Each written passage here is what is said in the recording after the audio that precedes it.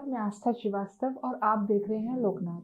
आइए डालते हैं आज की खास खबर पर नजर। ग्वालियर में कुटुंब न्यायालय की काउंसलिंग में पति और दो पत्नियों के बीच एक अनोखा बंटवारा किया गया है। 3 दिन पति पहली पत्नी के साथ रहेगा तो 3 दिन दूसरी पत्नी के साथ। साथ ही दोनों को अपनी तनख्वाह के आधे आधे पैसे भी पति को देने होंगे। खास बात यह है कि दोनों पत्नियों में एक एक संतान भी हैं। कुटुंब न्यायालय में काउंसलर हरीश दीवान ने बताया कि गुड़गांव में सॉफ्टवेयर इंजीनियर एक युवक की शादी ग्वालियर की लड़की से 2018 में हुई थी। शादी के 2 साल तक दोनों में बेहतर संबंध रहे। इस दौरान उन्हें एक पुत्र रत्न की भी प्राप्ति हुई। इसके बाद युवक गुड़गांव की एक मल्टीनेशनल कंपनी में नौकरी करने चला गया और 2 साल तक अपनी पहली पत्नी के पास नहीं आया। गुड़गांव में कार्यस्थल पर उसकी एक अन्य युवती से मुलाकात हुई। दोनों लिव इन रिलेशनशिप में रहने लगे। इस दौरान युवती से उसको एक लड़की की प्राप्ति हुई। जब 2 साल बाद ग्वालियर अपनी विवाहित पत्नी को युवक लेने नहीं आया, तब उसे और उसके घर वालों को दाल में कुछ काला लगा। पहली पत्नी और उसके परिवार के लोगों ने जब गुड़गांव जाकर पड़ताल की तो पता चला कि युवक अन्य युवती के साथ पति पत्नी की तरह रह रहा है और उनके संतान के रूप में एक लड़की भी है। इसके बाद पति और दोनों पत्नियों के बीच विवाद शुरू हो गया। पहली पत्नी ने ग्वालियर के कुटुंब न्यायालय में धारा 125 के तहत भरण पोषण का दावा पेश किया। इस बीच परिवार न्यायालय की सलाह पर दोनों पत्नियों और पति के बीच काउंसलिंग की गई। अभिभाषक हरीश दीवान ने इस मामले में दोनों युवतियों और उनके पति को समझाया और दोनों को ही साथ रहने की सलाह दी। इस पर ना नुकुर के बाद दोनों युवतियां युवक के साथ रहने के लिए तैयार हो गईं। यह तय किया गया कि युवक की जो 1.5 लाख सैलरी है, उसमें से आधी आधी हर महीने दो पत्नियों को मिलेगी।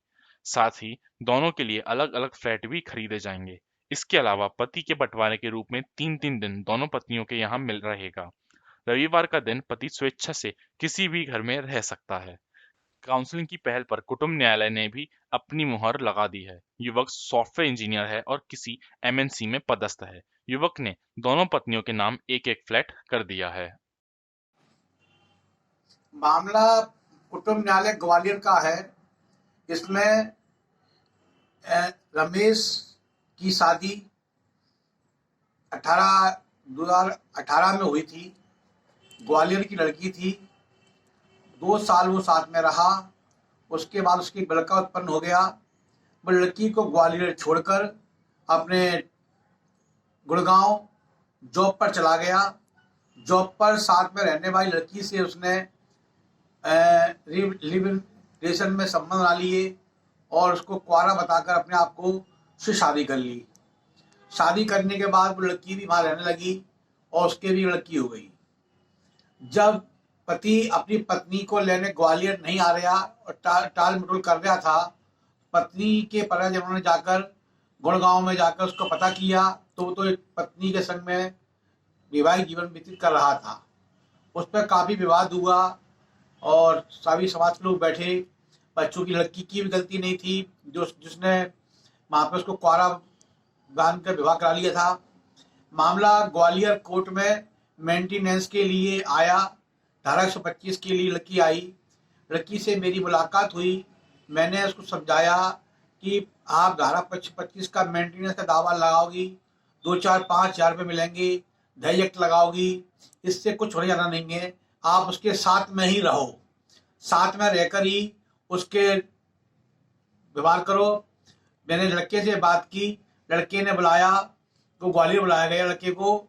उसने बताया कि साहब मेरी पत्नी से संबंध अच्छे नहीं है और ये मेरे को व्यवहार अच्छा नहीं करती है, इस कारण मैंने दूसरी शादी कर ली है। अब मैं उसको नहीं छोड़ सकता हूँ, वो ही मेरे साथ रहेगी। अब इसके उपरांत लड़की को समझाया कि तुम भी गुड़गांव जाके रहो और लड़की भी उस पत्नी को भी बात करी कि इसने तुम्हें धोखा दिया है। इसके उपरांत दोनों की काउंसलिंग करी गई। काउंसलिंग में यह तय किया गया कि दोनों को एक एक फ्लैट देगा लड़का और 3-3 दिन दोनों के साथ रहेगा। दोनों को आधी आधी तनख्वाह देगा।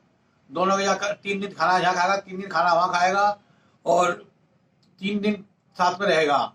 इस समझौते के बाद लड़की को लेकर वो ग्वालियर से गुड़गांव चला गया। दोनों के नाम फ्लैट कर दिया गया है।